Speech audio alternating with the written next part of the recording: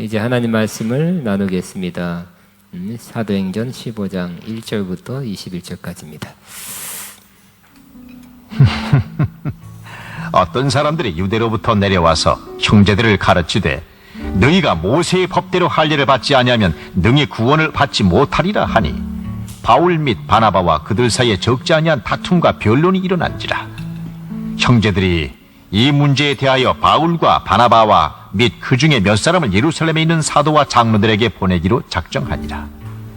그들이 교회의 전송을 받고 베니게와 사마리아로 다니며 이방인들이 죽게 돌아온 일을 말하여 형제들을 다 크게 기쁘게 하더라. 예루살렘에 이르러 교회와 사도와 장로들에게 영접을 받고 하나님이 자기들과 함께 계셔 행하신 모든 일을 이야기하자.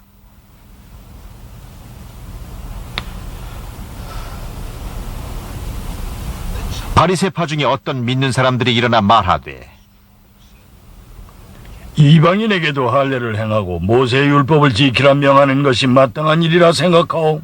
사도와 장로들이 이 일을 논의하기 위해 모여 많은 변론이 있은 후에 베드로가 일어나 말하되 형제 여러분, 여러분도 아다시피 하나님이 이방인들로 내 입에서 복음의 말씀을 들어 믿게 하시려고 오래전부터 너희 가운데서 나를 택하시고 또 마음을 아시는 하나님이 우리에게와 같이 그들에게도 성령을 주어 증언하시고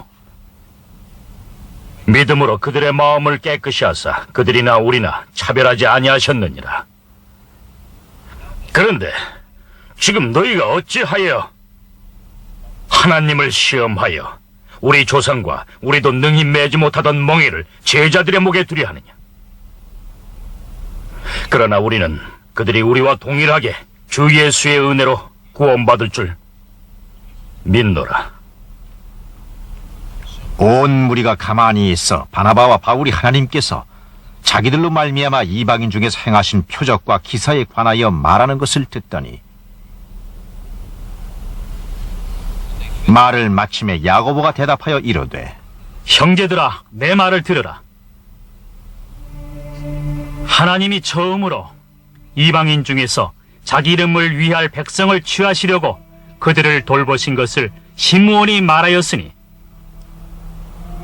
선지자들의 말씀이 이와 일치하도다 기록된 바. 이후에 내가 돌아와서 다윗의 무너진 장막을 다시 지으며 또 그 허물어진 것을 다시 지어 일으키리니 이는 그 남은 사람들과 내 이름으로 일컬음을 받는 모든 이방인들로 주를 찾게 하려 함이라 하셨으니 즉 예로부터 이것을 알게 하시는 주의 말씀이라 함과 같으니라.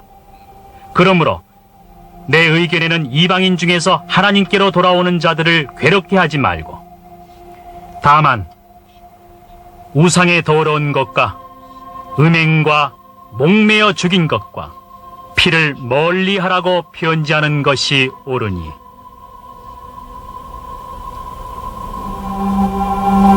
이는 예로부터 각 성에서 모세를 전하는 자가 있어 안식일마다 회당에서 그 글을 읽소이다. 아멘. 아멘입니다. 오늘 저는 사도행전 강의 42번째 율법으로냐 믿음과 은혜로냐는 제목으로 말씀을 나누겠습니다. 초대교회에 최초로 지도자들이 모여서 큰 공의회가 열렸습니다. 이 당시 영적 지도자들이 모여서 이게 공의회가 열린 그 이유가 있습니다. 목적이 있습니다. 성경적 진리를 확립하기 위함입니다. 사도 바울과 바나바의 선교 사역을 통해서 많은 이방인들이 믿고 주님께 돌아왔습니다. 그들의 사역은 유대인들도 믿고 구원받는 사역이었고 또 이방인들도 믿고 구원받는 그런 사역이 되었습니다. 그래서 예수님을 구주로 받아들였고 그들은 그리스도인 성도가 되었습니다. 그런데 몇 사람들이 논쟁을 했습니다. 과연 이 이방인들이 믿고 성도가 되었는데 이들을 그리스도인으로 성도로 받아들여야 될 것인가? 왜냐하면 유대인들은 구원은 유대인으로 말미암고 하나님은 택한 이스라엘을 구원한다 그랬어요. 그런 생각을 갖고 있었고요. 또 이방인들이 예수를 믿게 구원받게 되는데 이들은 우리처럼 우리의 과거처럼 구원받고 하나님의 백성이 되었지만 모세 율법을 지키게 했다가 후에 나중에 성도로 받아들여야 되는가 하는 그런 생각을 하고 주장하는 사람들이 생기게 된 것입니다. 또 그 마침 그때 그 예루살렘에서 이 시리아에 있는 안디옥까지 그 멀리서부터 찾아와서 그들이 이렇게 가르쳤어요. 너희가 모세 법대로 할례를 받지 아니하면 능히 구원을 받지 못하리라. 구약 율법에 있는 대로 할례를 받아라. 하나님 백성의 표시인 할례를 받으라고 그렇게 가르쳤던 것입니다. 아마 이 사람들은 구약 신앙에서 벗어나지 못한 그런 성도들이었어요. 예수 믿고 하나님 백성이 됐지만 그래도 구약에 젖어 있었고 구약적 신앙에서 벗어나지 못한 사람인 것 같습니다. 그래서 이 구약 성경에 있는 대로 구원받은 하나님 백성이 되려면 할례를 받아야 된다. 지금이라도 이방인들 할례를 받아야 된다고 가르쳤던 것입니다. 그래서 문제가 크게 됐어요. 변론, 또 다툼, 논쟁이 이루어지게 된 것입니다. 그래서 사람들이 혼란되었습니다. 과연 이방인들이 예수 믿었는데 그것을 끝이냐? 할례를 안 받아도 되냐? 우리 유대인들은 할례를 받았었죠. 그러다가 예수 믿었어요. 그렇지만 할례를 이방인들은 안 받고 없는 채로 예수 믿고 구원받고 하나님 백성이 되는가 하는 것에 대한 혼란이 있었고 정립이 되지 않아서 두 사도들, 지도자들을 예루살렘으로 보내기로 했어요. 예루살렘에는 거의 사도들, 지도자들이 있었고 마치 영적인 교회의 처갓집, 본가와 같아요. 그래서 거기 지도자들과 함께 의논하고 정립을 하고 오세요 하고 두 사람을 파송했던 것입니다. 그들은 출발했어요. 출발한데 그들은 성령으로 충만했죠. 복음에 대한 열정으로 충만해서 가면서도 그냥 가지 않고 베니게와 사마리아로 다니면서 사람들에게 또 믿게 될 사람, 믿은 사람들에게 이방인들이 주께 돌아왔다 말하고 또 그것을 들은 믿음의 형제들이 함께 기뻐한 일이 있었다고 기록하고 있습니다. 그들이 예루살렘에 도착하자마자 사도들이 그 소식을 듣고 이 두 사도들을 사울과 바나바를 크게 환영했다고 기록합니다. 그래서 이 두 사람은 하나님께서 자신들에게 행하신 놀라운 일을 이렇게 간증했어요. 보고했어요. 그 안디옥은 수리아, 지금 약 시리아 지역의 이 안디옥은 예루살렘보다 북쪽으로 약 500km 이상 떨어진 곳이었어요. 먼 곳까지 피신해온 핍박받아 박해받아 피신한 사람들이 거기서 위축되고 숨기고 신앙을 감추고 살아간 것이 아니라 주 예수 복음을 전했다 그랬죠. 복음을 전해서 수많은 사람들이 믿게 됐어요. 평신도들이 전했어요. 성도들이 전했어요. 믿음의 역사가 일어났어요. 그리고 이 바나바도 전했고 사울도 전해서 많은 무리가 믿는 자가 됐고 또 교회 안디옥 교회 뜨거운 교회 선교하는 교회 안디옥 교회가 이루어지게 된 것입니다. 이런 일이 일어났었다 하고 예루살렘에 있는 지도들에게 두 사람이 보고를 했습니다. 많은 사람이 그 말을 듣고 하나님께 영광을 돌렸을 것입니다. 그런데 그 예루살렘에 또 바리새파 사람 중 어떤 사람이 일어나서 이렇게 말했습니다. 5절입니다. 이방인들에게 할례를 행하고 모세의 율법을 지키라 명하는 것이 마땅하다 그랬어요. 이방인들은 우리 과거처럼 할례를 해줘야 된다. 그래서 하나님의 백성이 된 표식을 해야 되고 또 모세 율법을 지켜 행해야 된다고 그렇게 주장한 것입니다. 이들은 어려서부터 율법을 배웠고 지키려 노력했습니다. 율법적 그러한 사상, 신앙으로 가득한 사람이었습니다. 끝까지 예수 믿고 나서도 율법을 지켜야 된다. 율법대로, 율법에 여러 가지 의식법이 있죠. 그 중에 할례, 두드러진 것, 응? 뭐 탐내지 말라, 부모를 공경하라. 쉽게만 보이지 않는 건 티가 안 나니까 보이는 거 우선 할례 행해야 된다고 그렇게 주장했던 것입니다. 저는 이 본문을 보면서 다시 한번 어쩌면 오늘과 똑같은 일이 그때도 일어났었구나 하고 생각하게 되었습니다. 놀랍다 이렇게 생각했습니다. 오늘날 우리 주변에 모세오경, 토라, 이스라엘 등등 배우러 다닌 사람들이 꽤 있습니다. 그들은 자꾸 배우면서 구약을 배우는 건 좋은 것입니다.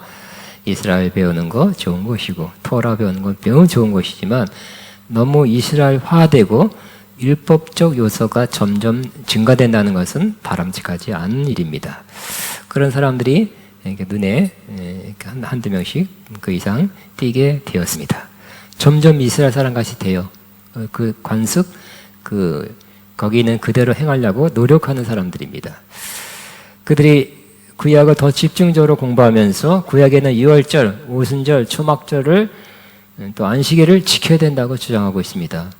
유월절은 또 핵심이 어린 양을 잡아서 피를 흘려서 제사 드리는 거 이런 건 할 수 없으니까 또 이런 건 안 해도 된다고 생각하니까 그런 건 안 해도 그 6월절 지키는 날짜 1주간 뭐 이런 거 날짜는 지키려고 그러고 2월절 전 며칠이다 그 히브리 달력을 보면서 2월절을 굉장히 크게 부각시키고 오순절, 초막절 굉장히 우리 무슨 일반 사람들이 추석을 기다리고 크리스천들이 크리스마스를 기다리듯이 그렇게 굉장한 기대감을 가지고 신앙생활을 하는 것을 보고 있습니다.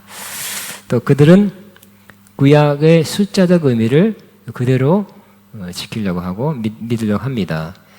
하나님은 안식일을 쉬었죠. 매 7일마다 또 하나님은 7년마다 안식년을 두어서 1년 동안 다 쉬어라 그랬어요. 또 50년마다 신년이다 그래서 다 빚으로부터 자유, 종됨으로부터 자유. 그래서 빚져서 토지를 다 뺏긴 거 다 반환받는 복된 날입니다. 근데 문자적으로 그렇게 믿었어요. 그런 일이 7년 되면 신년이다. 50년마다 매 50년마다 신년 자유가 임하는 날 해다. 또 70년 왜 70년이 중요합니까? 이스라엘 백성이 바벨론에서 70년 동안 종노릇 됐죠. 포로 생활했어요. 하나님 70년 만에 그들을 자유케 했죠. 그러니 70년 되는 해는 하나님의 자유케 되는 역사가 있는 날이다. 우리나라가 1945년 뭐 해서 뭐 70년 몇 년도에 또 50년에서 50년 플러스 몇 년도에 큰 하나님의 역사가 일어난다고 계속 봤어요. 근데 저는 비슷한 것 같아요. 딴 때하고 유사한 것 같아요. 구약 성경을 거의 문자적으로 해석하고 오늘날도 그렇게 해석해야 된다고 믿는 사람들이 있습니다. 신약 성경적 결론은 정답은 아니다. 그렇지 않다고 말씀하고 있는 것입니다. 구약 성경은 어떤 것은 문자적으로 해석해야 되지만 어떤 것은 상징과 모형이라고 히브리서 8장 5절에 말씀하고 있기 때문입니다. 하나님은 안식일에 큰 역사를 일으켰다는 거예요. 안식일마다 하나님의 큰 역사를 안식일마다 일으켰는데 맞습니다만 하나님은 안식일 외에도 다른 날에도 역사했어요. 하나님은 어떤 특정한 날에 내이시는 분이 아니라는 것을 알 수 있습니다. 하나님은 신년, 안식년 7년마다 우리가 다 쉬어야 됩니까? 직장 그만두고 다 쉬어야 돼요? 그거 아니죠. 진정한 안식은 예수님께서 뭐라 그랬습니까? 내가 안식일의 주인이다 그랬죠. 주님이 함께 있는 것, 또 주님께 모든 걸 맡긴 것, 수고하고 무거운 짐을 주님께 다 올려드리는 것, 그것이 진정한 안식이라고 그랬어요. 그래서 이 안식일은 일주일에 하루만 누리는 것이 아니라 일주일에 7일 누려야 되는 것이 안식일이라고 주님께서 말씀하는데 우리도 이 안식에 들어가기를 힘쓰게 되시기 바랍니다. 안식은 큰 축복이라고 말씀하셨어요. 근데 안식에 들어가려면 주님을 믿는, 주님을 신뢰하는 믿음이 필요하죠. 일주일에 한 번 일 안 나가고 쉬면 아무것도 안 하고 꼼짝 안 하고 있고 멀리 가지도 않고 무거운 거 들지도 않고 뭐도 안 먹고 이렇게 하면 안식이 오는 게 아니죠. 일 하나 하는 것뿐이에요. 그러나 일을 하더라도 마음에 안식을 얻어야 될 것입니다. 주님께서 뭐라 그랬습니까? 수고하고 무거운 짐진자다 다 내게로 오라. 내가 너희를 쉬게 하리라. 그 마음의 쉼을 얻으리니 그랬어요. 마음의 쉼부터 얻게 되기를 바랍니다. 주님께서 이렇게 말씀하십니다. 그리스도께서 너희를 자유롭게 하시려고 자유를 주었으니 그러므로 굳건히 서서 다시는 종의 멍에를 매지 말라 그랬어요. 율법이 그 자체는 좋은 거지만 율법대로 글자대로 하나씩 지키려고 그러면 오히려 우리에게 그것이 우리를 종되게 한다는 거예요. 하나님께서 이 그리스도를 통해서 자유케 하셨대요. 또 주는 영이시니 주의 영이 계신 곳에는 자유함이 있느니라 그랬어요. 그러나 성령 충만하면 거기에 자유함이 있는 것입니다. 왜? 율법을 다 외워서 613가지 외우고 이대로 해 이대로 하고 저대로 행하고 몇 장 몇 절대로 행하고 몇 장대로 행한다는 것은 우린 불가능하죠. 이것도 이 말씀 이 구절을 어겼네. 이거 저 말씀대로 행해야 되는데 안 했네. 힘들어요. 불가능해요. 그냥 성령 충만하면 또 성령 인도하심 따라 살면 우리는 자유함 얻을 수 있게 되는 것입니다. 주의 영이 계신 곳에는 뭐가 있어요? 자유함이 있어요. 그러나 우리가 우리의 주된 우리를 주관하고 다스리는 그 무엇이 율법이 된다면 그 율법이 우리를 구속하게 되죠. 그거 좋은 법이지만 우리가 그걸 감당할 수 없기 때문에 그 좋은 법도 우리에게는 종되게 하는 것이라고 말씀하고 있는 것입니다. 지금 예수님께서 우리 배에서 종되시고 죽으시고 부활한 것은 우리를 자유케 해주기 위함입니다. 우린 그리스도 안에서 자유함을 얻게 되었습니다. 특별히 율법에서 자유함을 얻게 된 사람이 된 것입니다. 이 문제를 놓고 사도들과 장로들이 의논하려 모였고 또 다른 성도들도 모였습니다. 오랜 시간 얼마큼 모였다는 것은 기록하지가 않지만 며칠 몇십일 모인지 모르겠어요. 모여서 기도하고 논의하고 또 모여서 기도하고 논의하고 했어요. 또 이런 의견 저런 의견도 나왔을 것입니다. 시간이 지난 후 이제 결론을 낼 때가 됐어요. 결론이 이렇게 합의가 이루어지게 됐어요. 그래서 두 지도자가 일어나서 결론적인 발언을 합니다. 그러니까 그 며칠 동안에 그 모든 내용을 다 기록하지는 않았지만 중요한 결론적인 그러한 내용만 두 사람의 것만 이 사도행전 15장에서는 기록하고 있습니다. 첫째는 베드로가 한 반응. 이 사도 베드로는 예수님의 수저자였죠. 당시에 가장 중요한 지도자 중에 한 사람입니다. 영향력이 있는 지도자입니다. 사도입니다. 그는 이방인 특히 이탈리아 사람 고넬료에게 복음을 전해서 이방 사람들도 예수 믿게 되고 또 성령도 받았죠. 자기가 체험을 했어요. 하나님께서 기도한 중에 환상 중에 백부장 고넬료에게 가라 그랬어요. 백부장 그 이방인인데요. 주비주비하니까 환상으로 보자기가 쌓여서 내려오는 짐승들 잡아먹으라 그래죠. 이방인 즉 이방인에게 가라는 뜻이었습니다. 그래서 주께서 환상 중에 음성으로 명한 그 명령을 받고 이방인에게 가서 복음을 전했더니 그들이 그 집안 사람들이 다 받아들였고 예수님 믿었고 또 설교 중에 성령 받았죠. 그래서 성령 충만 혹은 성령 세례 받고 후에 물세례까지 주고 온 집안이 다 구원을 받게 되었습니다. 그 경험을 기억하면서 말씀을 전했습니다. 그래서 하나님께서 7절부터 11절까지 이방인에게도 자기 경험상 이방인에게도 4가지 것을 행하셨다고 그렇게 나누고 있습니다. 7절에 보면 하나님께서는 첫째는 하나님께 이방인에게 복음을 전하게 하셨고 그들이 믿게 하였다고 기록하고 있어요. 이제 복음은 또 그래서 복음을 통한 구원하심은 하나님의 백성이 되는 것은 그때부터 누구에게 전파되기 시작한다고요? 이방인에게도 간다는 거예요. 하나님께 이방인에게 보냈다는 거예요. 심지어 예수님도 주로 거의 이스라엘 사람에게만 가셨죠. 근데 예수님이 승천하면서 직전에 너희는 만민에게 가서 복음을 전하라 그랬죠. 온 천하에 다니면서 복음을 전하라 그랬고 모든 민족을 제자로 삼으라 그랬어요. 제자들의 사명은 이제 이방인에게도 가는 것이었어요. 성령이 임하면 바로 온 예루살렘과 유대와 사마리아 땅끝까지 이르러 내 증인이 되리라고 그렇게 말씀하신 것입니다. 두 번째는 8절에 베드로가 말합니다. 하나님께서는 이방인에게도 성령을 주셨다고 기록하고 있어요. 성령은 하나님의 영이죠. 하나님께서 그냥 좋은 걸 던져줄 수 있어도 가장 좋은 거, 가장 귀한 거, 성령을 주신다는 것은 가장 큰 것을 선물로 주신데 그것을 이방인에게도 주셨다는 거예요. 세 번째는 9절입니다. 이방인들에게도 믿음으로 마음을 깨끗하게 하셨다고 그렇게 기록하고 있습니다. 복음을 듣고 믿을 때 하나님께서 성령으로 역사해서 그 말씀과 성령으로 마음을 깨끗하게 하셨다요. 이건 율법을 막 지키고 외우고 막 해도 되는 게 아니죠. 조금 머리에서 조금 말씀을 채워줘서 어느 정도 깨끗해는 되지만 우리 속까지 깨끗해지는 것은 우리가 할 수 있는 일이 아니라 하나님의 성령이 말씀으로 역사해서 우리를 깨끗하게 하는 역사입니다. 그래서 하나님이 이방인에게도 그 믿음으로 우리를 깨끗하게 하는 역사를 일으켰다고 말씀하고 있습니다.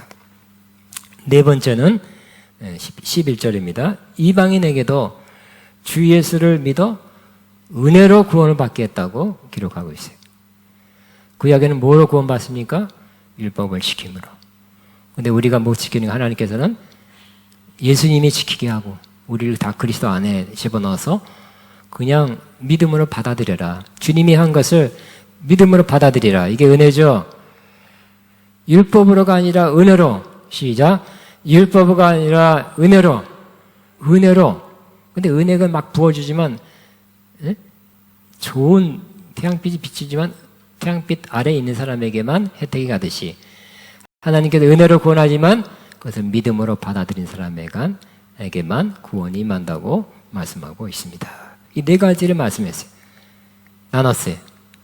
근데 이 말씀은 우리도 어떤 면에서는 이방인이죠. 네 가지가 이미 우리에게는 일어난 사건이. 첫째, 우리는 어떤 사람입니까? 복음을 듣게 하고 믿게 된 사람들입니다. 복음을 들은 거 축복이죠.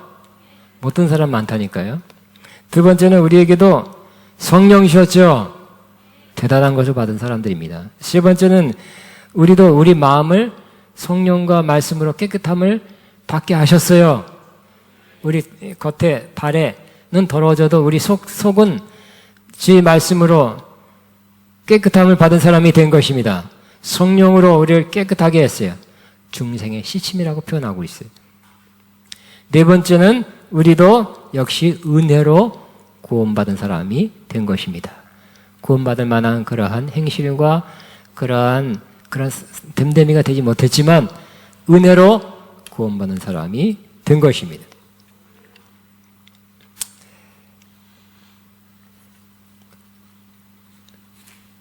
그 다음에 또 사도 바울과 바나바가 일어나서 자신들로 말미암아 하나님께서 자신들이 전하는 그런 메시지를 확증해주는 기사와 표적, 기적을 많이 일으켰다는 것을 말씀했습니다. 그랬더니 사람들이 귀를 기울여서 조용히 다 들었습니다.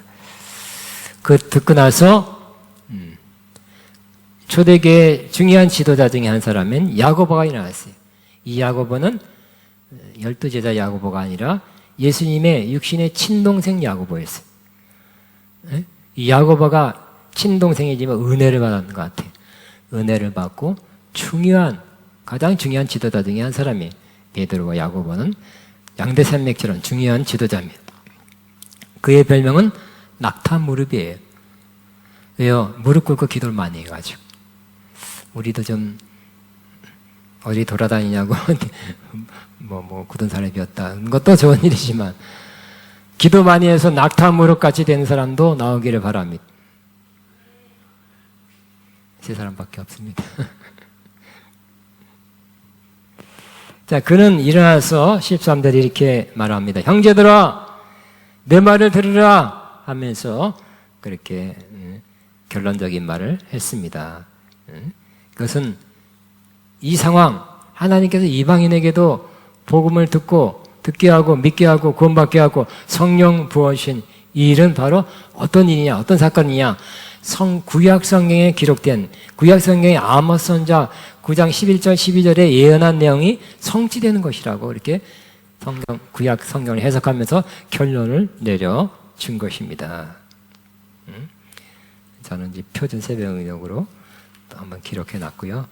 한번 사도행전 15장 다시 한번 보겠습니다. 16절에 보면 이후에 내가 돌아와서 다윗의 무너진 장막을 다시 지으며 또 그 허물어진 것을 다시 지어 일으키리니 그랬어요. 다윗의 장막을 다시 지어 일으킨다는 거예요. 다윗의 장막이 무너졌어요. 허물어졌어요. 다시 지어 일으킨다는 거예요. 근데 여기 다윗 장막의 회복, 아모스 선지자가 예언했던 것이 바로 지금 일어나고 있다는 거예요. 지금 성취되고 있다는 거예요. 그러면 다윗의 장막은 뭐예요? 장막은 영어로 텐트예요. 다윗이 하나님의 법궤를 모시려고 그 자기 성 가까이에 텐트를 지어놓고 거기다가 법궤를 어렵게 모셨죠.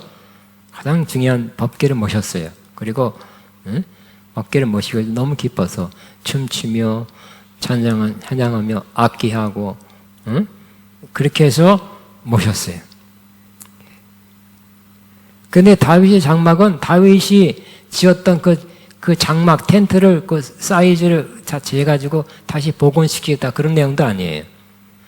다윗의 장막의 회복은 또 다윗이 법궤를 모시기 위해서 그냥 너무 찬양하고 소리치고 춤추고 악기 치면서 찬양하고 제사 드렸던 그것을 다시 회복시킨다는 것도 사실은 아니에요. 그것은 다윗의 장막 때 불렀던 찬양, 주의 임재 안에서 법궤가 다윗 장막을 열면 바로 법궤가 보였죠.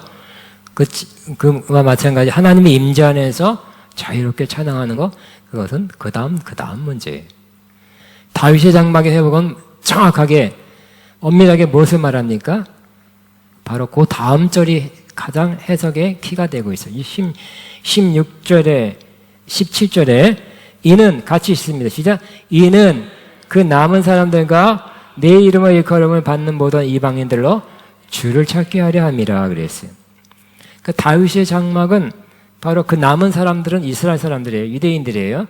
그 다음에 내 이름을 일컬음을 받는 모든 이방인들이 유대인과 이방인들이 다 주를 찾게 하는 것.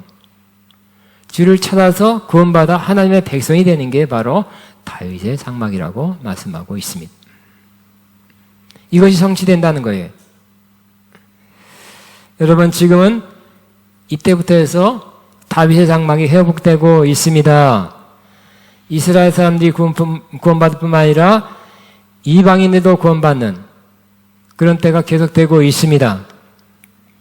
지금은 더욱더 그렇게 되고 있죠.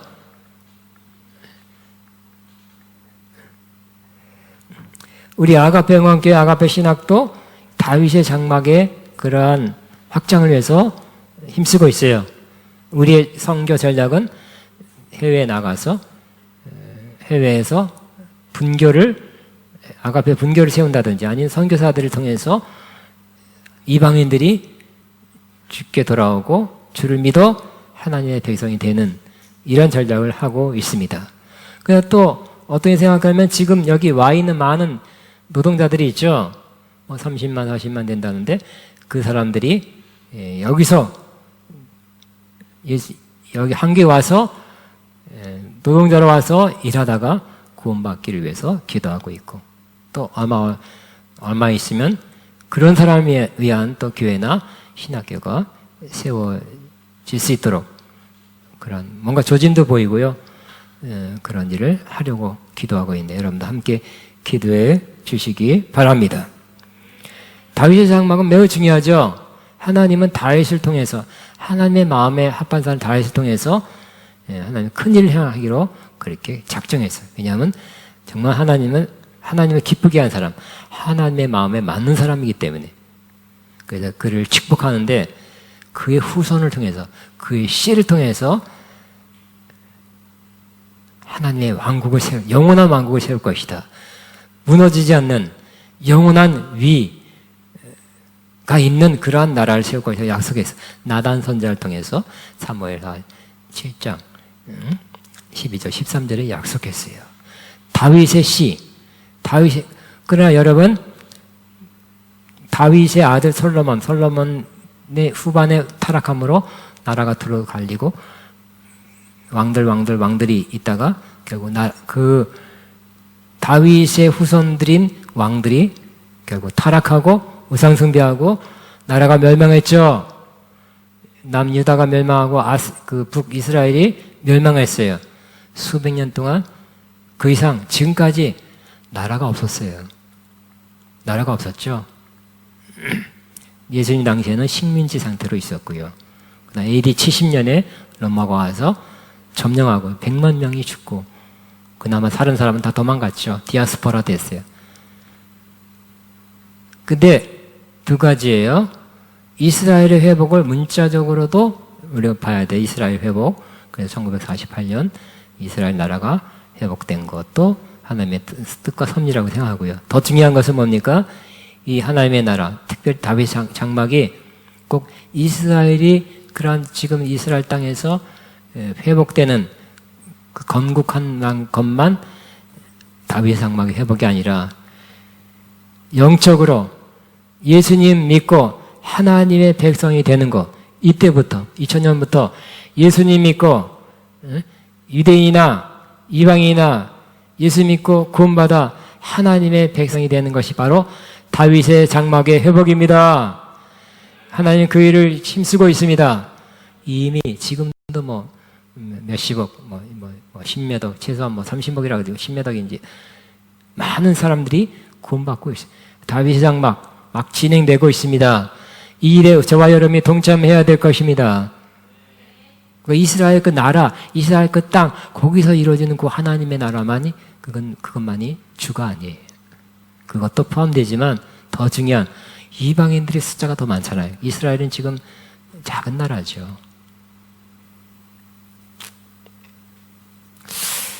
저는 이 다윗의 장막의 회복이라는 전 여러 번 설교를 했습니다만 이 말씀 다시 한번 보면서 이런 생각을 했습니다. 이런 깨달음이 왔습니다. 요즘 코로나19로 인해서 교회 활동, 예배 크게 제한되어 있습니다. 그래서 또 카톡, 요즘은 카톡, 유튜브 많이 보잖아요. 뭐가 올라오고 있냐면 정말 이 코로나19로 인해서 진짜 마지막에 나타나는 그런 징조가, 그런 현상이 지금 이루어지고 있다는 거예요. 그렇게 막 올라오고 있어요. 그래서 마지막 때는 그 이마와 오른손에 짐승의 표를 맞게 한다 그랬잖아요. 그것이 얼마 전까지는 베리칩이라고 했는데 또 베리칩이 아니라 또 뭐다 그래요. 요즘도 백신을 맞으면 그 안에 그런 역할을 하는 것이 들어가 있다고 그렇게 많이 주장하고 있어요. 또 QR코드, 밥 먹으러 갔더니 QR코드 안 맞으면 못 들어간다. 그래서 저도 일단은 QR코드를 카톡을 통해서 이렇게 해서 내가 다녀갔다는 것이 또 기록됐어요. QR코드. 그러니까 이미 QR코드 기록됐으면 다 감시 체제 안에서 내가 이렇게 보여지고 있는 것입니다.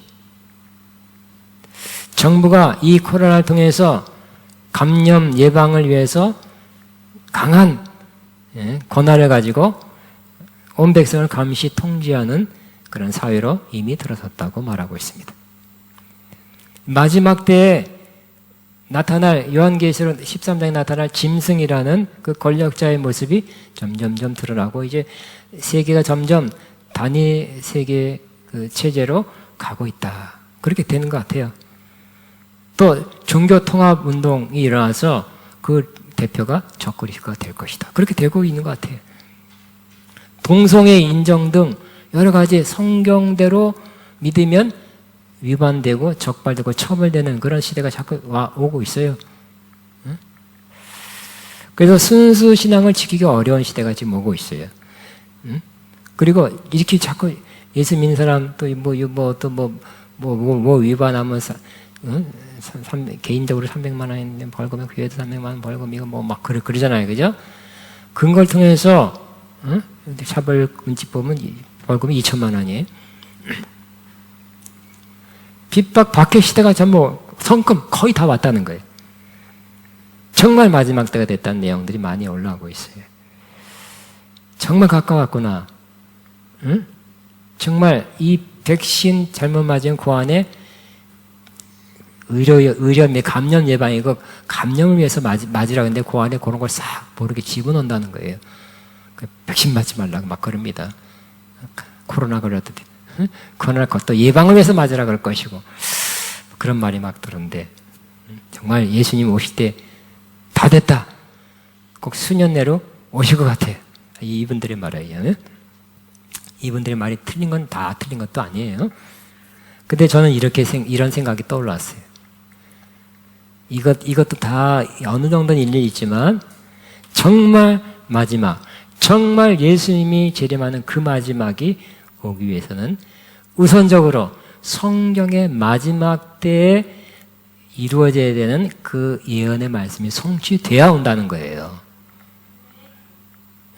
그래서 전 네 가지만 간단히 나누겠습니다. 성경에 이 약속이, 이 예언이 성취되지 않고 그냥 예수님이 확 오신다, 그건 있을 수 없다는 거예요. 네 가지는 뭐냐면, 예를 들어서 마태복음 24장 14절에 이 천국 복음이 모든 민족에게 증언되기 위하여 온 세상에 전파되리니 그지와 끝이 온다 그랬죠. 모든 민족, 모든 족속에게 복음이 전파돼야 된대. 근데 아직 좀 남았죠.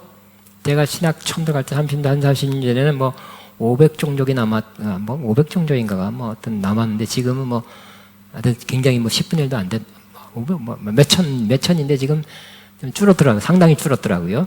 상당히 줄은 건 사실이지만, 예? 아직 전파되지 않은 종족들이 있어요. 저 산골, 저 오지, 뭐 이런 데는 아직 또 저 뭐 이슬람의 쩌들은 지역, 다른 종교의 쩌들은 지역에는 아직 복음이 안 전파됐네요. 그런 데까지 누가 가야 돼요. 그래야 끝이 온대요. 또 두 번째 제가 예를 들기는 사도행전 2장 17절에 말세에는 내가 내 영을 모든 육체에 부어주리니, 하나님의 영은 모든 육체가 받았습니까? 물론 믿는 모든 육체예요. 그렇지만 사도행전 2장에서 성취되기 시작한 거죠. 오순절날 성령 받아서도 몇 명이에요? 120명. 그리고 그 다음으로 막 3,000명 막 그랬지만 인류 인구가 지금 몇십억인데 그 중에 일부 성령 받은 크리스찬이 또 그 중에 일부니까 모든 육체가 내용을 부음 받으리라는 말씀이 아직 다 이루어지지 않았죠. 더 성령 부음이 있어야 된다는 얘기죠. 또 하박국 선지자는 이렇게 예언했습니다. 이는 물이 바다를 덮은같이 여호와의 영광을 인정하는 것, 여호와의 영광을 아는 그것이 세상에 가득하리라 그랬어요. 하나님 영광의 지식이 가득한 건데 지금 그렇습니까? 지금은 잠시 쫄아들고 있죠. 또 하나만 더 하겠습니다. 에베소 4장 13절에 우리가 다 하나님을 아는 것과 믿는 것이 하나가 돼요. 온전한 사람을 이루어 그리스도의 장성에 충만한 데 이르게 된다 그랬어요. 그런데 그거 아직 믿는 것과 아는 것 하나가 되지 않았어요. 너무너무 크리스찬 가운데 분열이 있죠. 응? 하나 되지 않아. 장성하지 않았어요. 예수님의 장성한 분량에 충만하지 않았어요. 더 시간이 필요해요. 지금 물론 그렇게 되고 있어요. 되고는 있지만 아직은 장성한 분량들이 아니에요. 크리스찬들이. 그러니까 네 가지만 들어도 이 말씀이 성취되고서 그 다음에 예수님 오신다고 우리 믿어야 되지 않겠습니까? 하늘 저도 어렸을 때부터 예수님 곧 오신다 그랬고 신학교 다니는데 신학교 그만두고 전도하러 다니니까 그랬더니 3, 40년 전에 그랬다니까요. 곧 온다 그래가지고. 근데 이건 참고인데요. 제가 또 이렇게 보니까 세계적으로 신뢰할 만한 선자, 유명한 세계적인 선자가 받은 게 있대요. 그건 참고예요. 하나님께서 향후 11년간의 무슨 그 하나님의 섭리 계획을 알려줬다고 나눈대요. 11년? 그럼 12년, 최소한 12년 동안 안 온다는 얘기인가? 그런 생각을 했고. 어떤 분은, 그것도 훌륭한 분인데, 이건 참고예요. 100%가 아니에요. 2050년까지 하나님의 섭리가 이렇다고 받은 게 있대요. 2050년? 그때까지 살지도 못하겠네, 30년. 그거 좋아해야 되는지, 뭐, 나빠요. 그거 참고예요, 참고. 그러니까 저와 여러분, 예수님 오신다는 것 때문에 또 뭐 이런 말세 막 이런 일 때문에 거기에 묶여서 매여서만 살지 말고 우리가 해야 될 일 해야 될 것입니다. 우리가 준비해야 될 것 해야 될 것입니다. 우리는 당장 이 세상이 끝난다. 몇 년 내로 끝날 것 같다. 이름 봐라 막 백신이 어떻고 뭐가 어떻고 QR 코드가 어떻고 막 그냥 근데 그거는 뭡니까? 우리에게 다가오는 하나의 고난이에요. 시험이에요. 믿음의 시련이에요. 이 견디고 이겨내라고 주신 거예요. 그 어려운 힘든 상태, 제약된 상태에서 지혜롭게 또 신앙대로, 성경대로 이겨내면서 살라고 하는 것이죠. 그것 때문에 아무것도 안 한 그런 사람이 되라고 하는 것은 아닙니다. 결론, 마지막, 성경은 아직 다 성취되지 않았어요. 성취되고 있습니다. 성취돼야 됩니다. 우리는 좀 어려워졌죠? 신앙생활하기 어려운 이 상태에서 우리는 이 고난과 환난, 역경을 통과하는 것입니다. 견디면서, 이겨내면서, 피하는 것이 아니라 통과하면서 점점 온전해지고 성숙해지고 있다고 믿어야 될 것입니다. 이것을 이겨내야 됩니다. 도피해서 이상의 마지막 때와 주님의 재림만 기다리는 모습이 돼서는 안 될 것입니다. 그리고 다시 한번 오늘 다윗의 장막 이 주제니까 하나님의 구원받은 백성인 우리가 먼저 됐는데 이제 우리를 통해서 이 다윗의 장막 하나님의 백성이 점점 우리를 통해서 확장되기를 그 일에 힘쓰기를 주의 이름으로 축복합니다. 우리 기도하겠습니다. 주여 한번 하고 기도합니다. 주여 주님 감사합니다. 주님 감사합니다. 내 아버지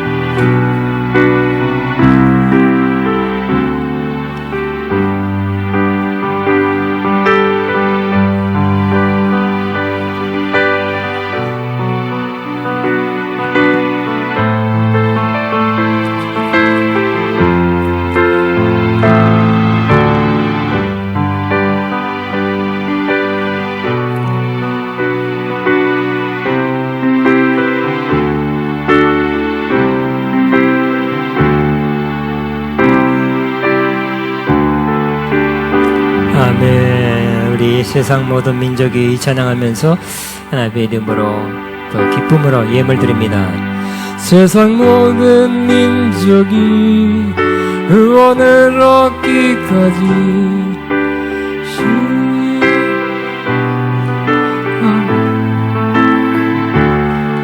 주의 심장 가지고 우리 이제 일어나 주 따르게 하소서.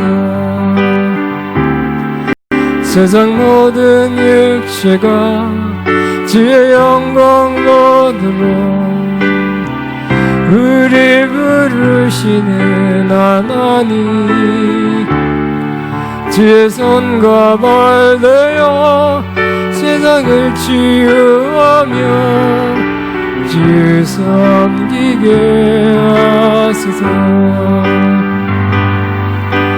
물이 많아 높은 것이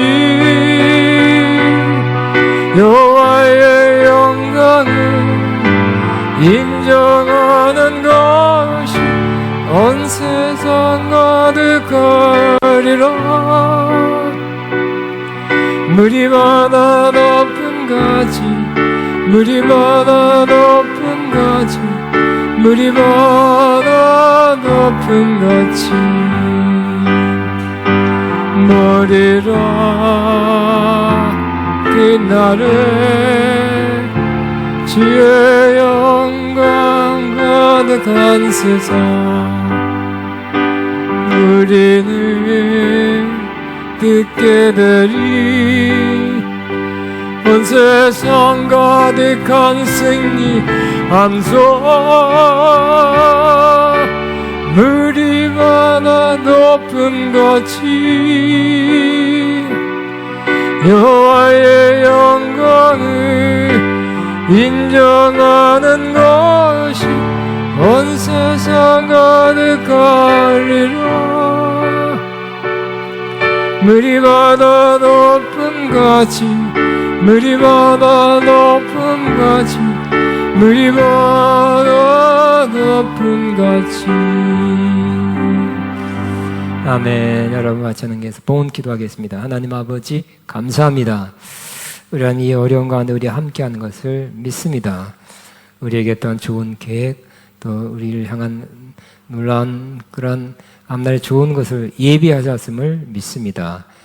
이 코로나 어려운 상황을 다 이겨낼 수 있는 힘과 지혜와 능력을 허락해 주옵소서. 어려운 때 주님 더 찾게 하시고 더 깊이 주님 만나게 하시고 이 어려운 때 성장 성숙하는 좋은 기회가 되게 하여 주옵소서.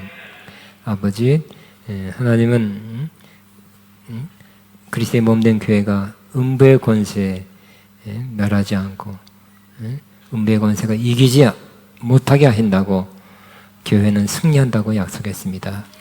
이 모든 상황, 이 모든 문제로 인해서 교회가 위축되어 보이고 위축되고 있지만 최후 승리 거둘 줄로 믿습니다. 우리 믿는 자, 우리 모든 아가페와 함께 모든 성도들도 잘 견디고 잘 버티고 이겨내서 최후 승리자, 믿음의 승자 다 되게 하여 주시며 알곡과 측정인을 가르는 이때에 알곡으로 빛나는 알곡으로 드러나게 하여 주옵소서. 바지의 손길 주님 보셨습니다. 향기로운 제물로 받으셨습니다. 영육간에 크게 넘치게 갚아 주옵소서. 예수님 이름으로 기도합니다. 아멘. 다 일어나시기 바랍니다. 우리 아가페 신학은 한 주간 연기해서 개강을 하고요.